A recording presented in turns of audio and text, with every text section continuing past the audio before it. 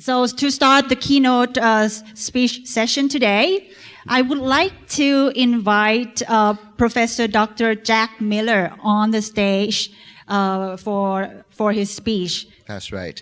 And to confirm our introduction, Dr. Jack Miller is a professor with the Department of Curriculum, Teaching and Learning at OISE. His research interests focus on holistic education, spirituality in education, contemplation in education settings, and curriculum orientations. He has been working in the field of holistic education for over 40 years. He is an author of 20 books on holistic learning and education, and his books have been translated into 9 languages all over the world. Right now, he teaches courses on holistic education and contemplative education for graduate students and students in initial teacher education program at the Ontario Institute for Studies in Education at the University of Toronto, where he's professor.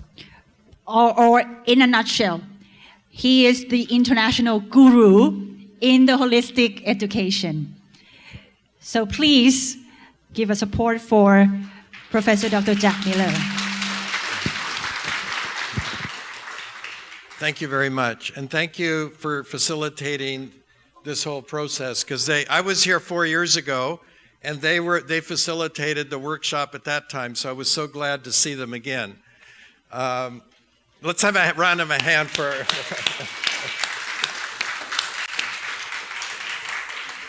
And I want to thank all the people that have organized this, and particularly Professor Neom, who I met in Bhutan in 2009, and value very much my connection with her over the years. So I'm going to talk about what I think are 4 major qualities, or you could say values or keystones of holistic education. Trust, love, mystery, and joy. So starting with trust, and Einstein, he said one of the main questions is the universe friendly? And for him it was. And if we feel it's friendly, then we have a basic trust in how things are. So the trust needs to start first with ourselves and our own body. We need to trust our own organism. Our body is, we speak a lot about the wisdom of the body. So to listen to the body, because again in the West we live in our heads. But we can, through the breath, we could go back into the body to take us out of the head for a while. So trusting the body is so important. And again, we can do things that can also help besides the breath, just taking, and again in Buddhism, there's mindful walking. So when you go mindful walking, you start with your body, feeling the body walking on the earth. And then you can take your awareness to the trees and to the sky. Again, sometimes we go for a walk, we have all the things in our head, like all the problems in our life. But if we can again come back to the body, feeling ourselves walking on the earth, again, that's the way we learn to trust our body. Then we need to trust the deepest part of ourselves, what the Buddhists call our Buddha nature. And Richard Rohr called it the divine breath passing through you. There's been many names for this part. It's the deepest part of ourself, the divine spark. And Gandhi called it the still small voice within. That this is the part that we need to trust and to connect with. And sometimes when we do connect with it, it doesn't jive with what's going on in society. It can call us in a different direction. So when I was a young American facing the war in Vietnam, I decided not to go, but to go to Canada.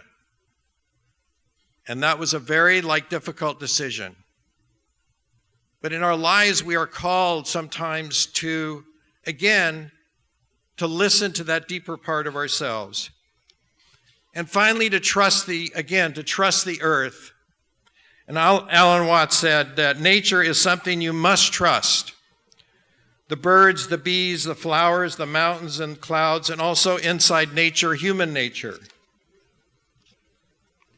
And Emerson wrote, "In the woods we return to reason and faith. There I feel that nothing can befall me in life, no disgrace, no calamity." And again, Richard Rohr, he said, "We all somehow believe it is a coherent and even a benevolent universe." And he added, "It is the very heart of the meaning of faith." And faith and trust are basically the same thing. That we have faith in ourselves, we have faith in the earth, and we have faith in the cosmos. And this faith will bring challenges, as I've said. And in the indigenous tradition, they have what they call the thunder being. And these are people that come into our life and challenge us. But they're there for a purpose. So, again, trusting the earth means that we also have to trust the challenges that we face in our life. So when we have this kind of trust in our body, in the deeper part of ourselves, and in the cosmos, we can get a sense of joy, which I'll talk about later. But I want to quote Robert Sardello. He said, "Soul learning does not consist of the internalization of knowledge, the determination of right meaning, the achievement of accuracy, but it is found in what sounds right. That the soul sings was understood by the ancient psychology of the soul of the world. The singing of soul was known as the music of the spheres." So when we feel this trust, our soul sings. And I think that one of the major aims, we talk a lot about outcomes in education, but one of the major aims of education should be the singing soul. That doesn't mean that when people graduate, they would get up and sing an aria. But there would be, again, happiness. There'd be joy. So, summing up this part, Paul Farini, who I like a lot, he said, "Your essence is unbroken, whole, dynamic, and creative. It but asks for your trust." I'll read that again. "Your essence is unbroken, whole, dynamic, and creative. It but awaits your trust." Next, I'll talk about love, which I talked about yesterday, and so this will be a repeat for a few people that were in my workshop. Again, Gandhi and King felt that love was at the center of the universe. And everything that they did, they were acting in accordance with that understanding. And so King wrote, "I discovered that the highest good is love. This principle is at the center of the cosmos. It's the great unifying force of life. When I speak of love, I am speaking that force which all great religions have seen as a supreme unifying principle of life. Love is the key that unlocks the door which leads to the ultimate reality. Gandhi said, it's my firm belief that it is love that sustains the earth. There is only life where there is love. Life without love is death. Love is the reverse of the coin which is averse is truth. It is my firm faith that we can conquer the whole world by truth and love." And he talked about soul force, which is also love force, that was what drove the nonviolent movement in India, which led to its independence. So this tiny man with this faith led to the end of colonialism in India. Another word for love is compassion. And I'll quote Thich Nhat Hanh. "Nothing exists by itself alone. We belong to each other. We cannot cut reality into pieces. My happiness is your happiness. My suffering is your suffering. We heal and transform together. Every side is our side. There is no evil, no enemy." Again, when the Dalai Lama gives his talks, he looks out into the audience, as I'm looking out now, and all of us want happiness and not to suffer. Again, that's what all beings want, animals as well. And so that's the way we feel connection with every living being.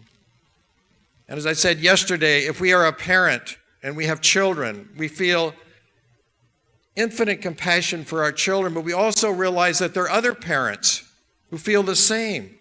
So we feel this connection with all mothers and fathers. And the person I would like to mention again, we talk about compassion, is Karen Armstrong, who's developed the Charter for Compassion.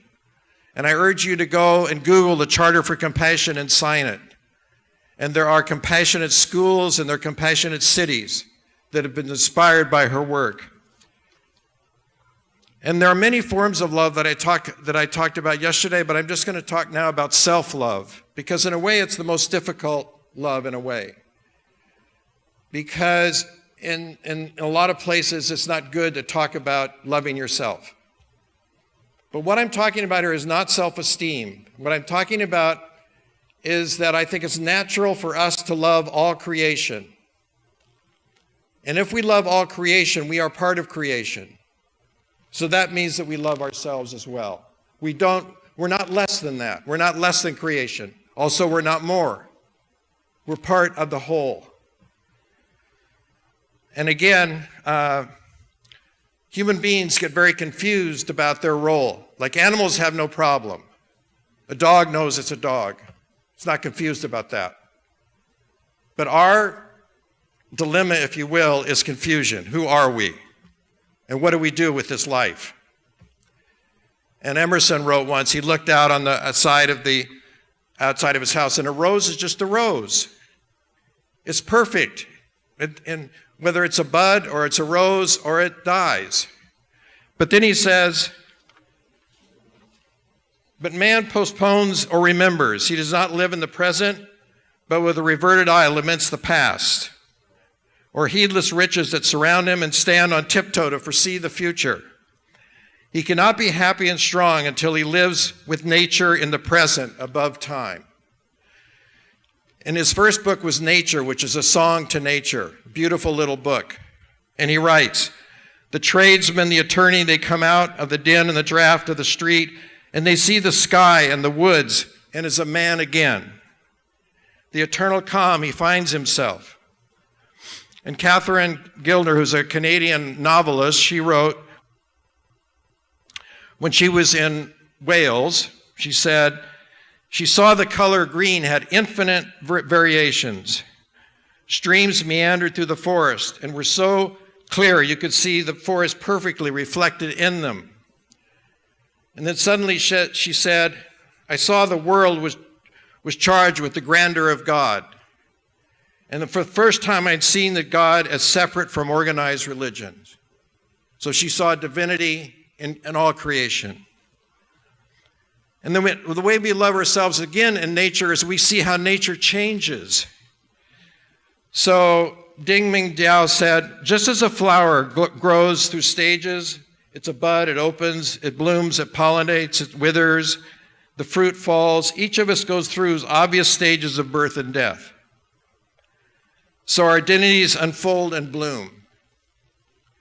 And again, we have a lot of fear about aging, particularly in the West, a lot of fear about aging and death. But if we can just see the natural processes of nature, a lot of our fear would disappear. Learning to accept change is part of making friends with ourselves and a source of self-love. And then he goes on to say, he's a Taoist, he says, those who follow the Tao are fond of pointing out the wisdom of animals. When they see a cat sitting motionless in the sun or a turtle who stretches her head upwards in a still pose, they say that animals are meditating. They know how to be still and conserve their internal energy. Meditation is the purest and most natural expression we can have. When you look at a dog or a cat sitting still and admire the naturalness of their actions, then think of your own life. Don't meditate because it's on your schedule or is demanded by a particular philosophy. Meditate because it is natural. And again, in nature, we don't go out, when we go out into nature and we see a flower, we don't say that the color of that flower is wrong. It should be another color. Or that we see a tree, that it should be growing in a different way. But when it comes to people, we see people and we make all kinds of judgments about how they should be. And once I was in a meditation retreat, and I was trying to get enlightened, and somebody came in, an older person, and that person had a cold. So he started sneezing and coughing in the meditation room. I started to get very upset because he was interfering with my enlightenment. But then I just made a little switch. It's just nature unfolding. That's just the way it was at that time. So, again, using nature as a guide. And I'll just finish. Just again, looking at nature as a support and a guide. So the next is mystery. And life is filled with mystery. We wake up each morning, we don't know exactly what's going to happen. We can have surprises every day, some small, some big, some good, some challenging. But it's so important to accept the mystery, not to try to control life. And that's a challenge. Again, mystery has inspired the great scientists. And I was saying yesterday in the workshop that, again, Einstein, he wrote, everyone who is seriously involved in the pursuit of science becomes convinced that some spirit is manifest in the laws of the universe, a spirit vastly superior to that of man, and one in the face of which our modest powers must feel humble. And then this Edward Frankl, he wrote a book called Love and Math. He said there's something rich and mysterious lurking beneath the surface. And we tend to live on the surface. But below the surface is the mystery, which supports everything. But we live in such a materialistic world that we don't feel that mystery. And that's what all spiritual practice is about, is to open to the mystery.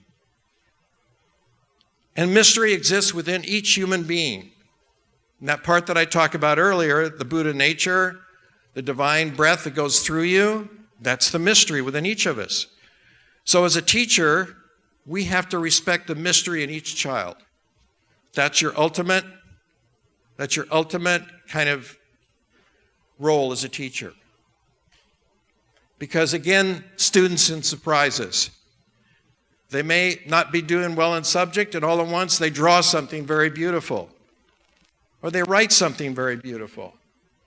Or they care for a student in a way that surprises you.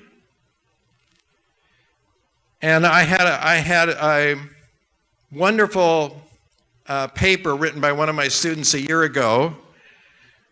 She wrote about how compassion flows in every direction. And she was Jewish, and she talked about how the children of the people that were in the Holocaust cared for their parents. But then she went on and applied this idea how younger people can also care for older people. So she talked about her school, and this is what she wrote. She said, at school, the love from each teacher to the child seems to be the natural way of life. However, this mini-study has compelled me to look how compassion flows in every direction. It has been my folly not to develop this awareness earlier. I have recognized how children, when they have their needs met, have a great capacity for care for adults, both emotionally and physically. During the course of writing this paper, I began to look for compassion, patience, and forgiveness that students showed their teachers in my school. I have been so pleased to notice many instances. It's a great capacity that we're born with. And when we feel loved, how imperfect that love may be, we respond with compassion and more love. And then she finishes with this wonderful, and then she says, it is a wonderful cycle. So what a beautiful image of love flowing back and forth and around. It's not a one-way thing. An awareness of the mystery brings a humility. It has to bring a humility because we can't control the mystery. So this is what I call a natural humility. Just the understanding of the mystery brings a natural, and not a phony humility, but a natural humility. And finally, joy. And Thoreau wrote, he said, surely joy is the condition of life. And he found joy by walking in nature and living very simply. His whole life, not just at Walden, his whole life.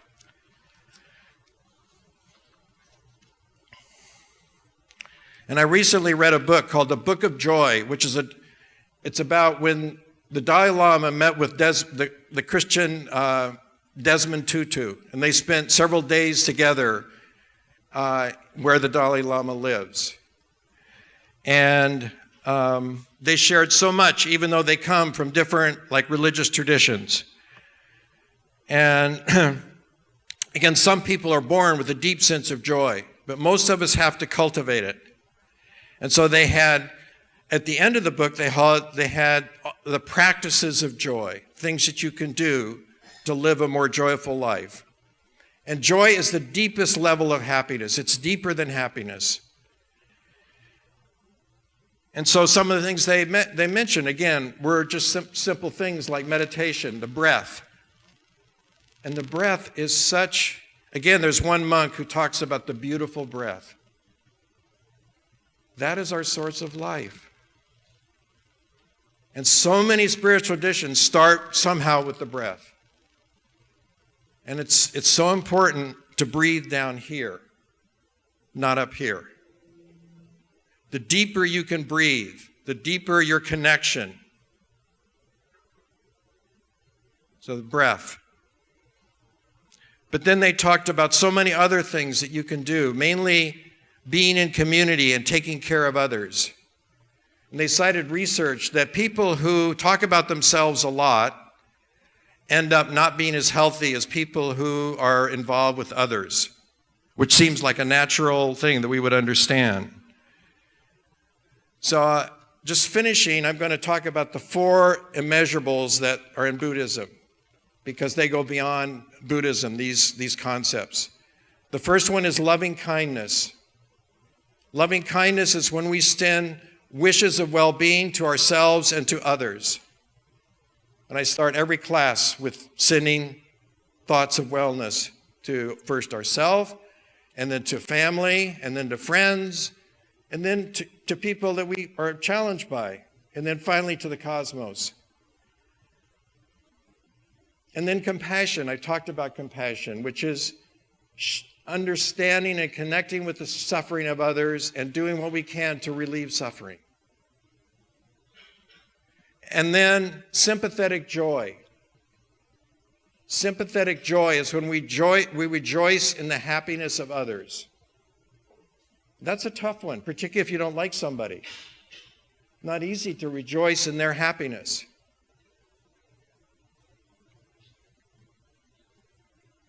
But all these things are about how they free us up.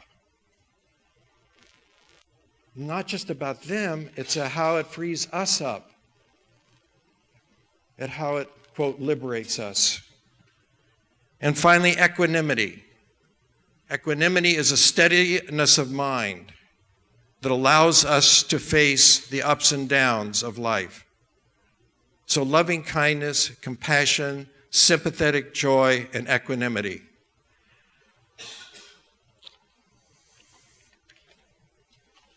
I'm just going to finish with a quote that I love. It's by Les Hickson. He said, "The modern world needs to regain the ancient way of thinking with the heart, in which the whole of creation appears sacred, and every event appears meaningful, and death is just a door into a vaster reality. And read it once more. The modern world needs to regain the ancient way of thinking with the heart, in which the whole of creation appears sacred, and every event appears meaningful, and death is just a door to a vaster reality. Thank you.